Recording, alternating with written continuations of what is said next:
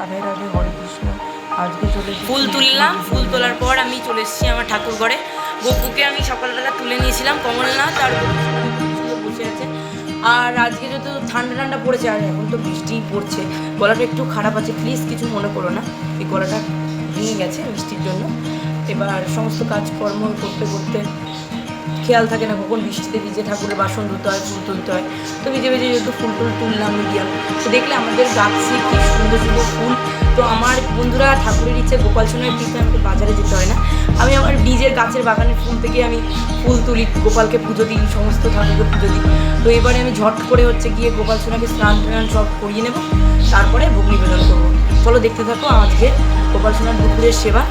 তো করে আমার বাদ বাকি দেবদেবীকে ফুল অর্পণ করে দেবো। এবারে গোপাল সোনাকে চান করিয়ে দেবো। গোপাল সোনাদের নিয়ে নিয়েছি, তো ফুল চন্দন একটুখানি ফুল দিয়ে দিলাম জলে।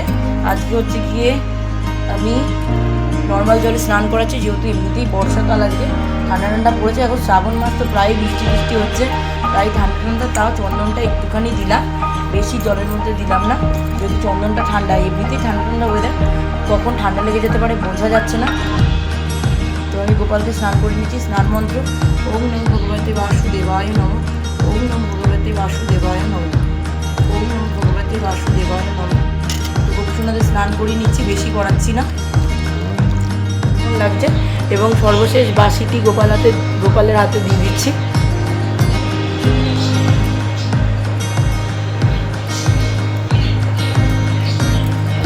এবার একটি চন্দনের ফোঁটা আমার গোপসোনার কপালে পরিয়ে দেবো এবং নিজেও পরে নেব। গোপাল সোনাদেরকে ফুল অর্পণ করে দিলাম চন্দন সহ।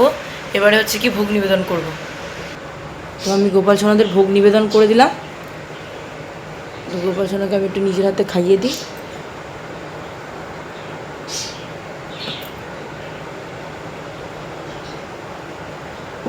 আমি স্প্রে করে দেবো যাতে ঠাকুরঘরটা ফ্রেশ থাকে। এটি চন্দনের স্প্রেটা, এটা ইস্কন থেকে নিয়েছিলাম, সব ঠাকুর ঘরের চারিদিকে স্প্রে করে দিলাম। এটাতে খুব সুন্দর একটা গন্ধ বেরোয়, সুবাসটা খুবই পছন্দের। তো আমি গোপাল সোনাদেবের আরতি করে নেব।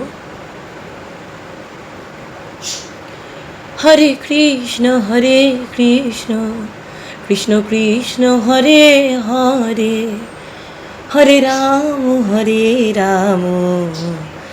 রাম রাম হরে হরে। জয় রাধে রাধে, কৃষ্ণ কৃষ্ণ গোবিন্দ গোবিন্দ বলো রে। জয় রাধে রাধে, কৃষ্ণ কৃষ্ণ গোবিন্দ গোবিন্দ বলো রে। রাধে গোবিন্দ গোবিন্দ গোবিন্দ গোবিন্দ গোবিন্দ গোবিন্দ গোবিন্দ গোবিন্দ গোবিন্দ বলে সদা ডাকরে। জয় রাধে রাধে, কৃষ্ণ কৃষ্ণ গোবিন্দ গোবিন্দ বলো রে।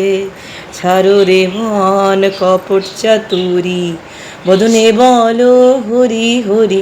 হরি নাম পরম ব্রহ্ম, জীবের মূল ধর্ম, ধর্ম কুকর্ম।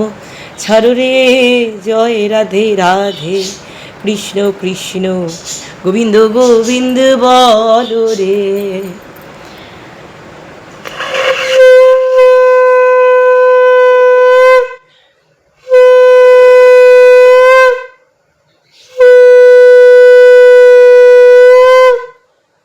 মধ্যে ধূপকাঠিটা রেখে দিলাম, যাতে ধূপকাঠিটাও জ্বলে অনেকক্ষণ, আর ছাইটাও যাতে নিচে না পড়ে, তাই জন্য।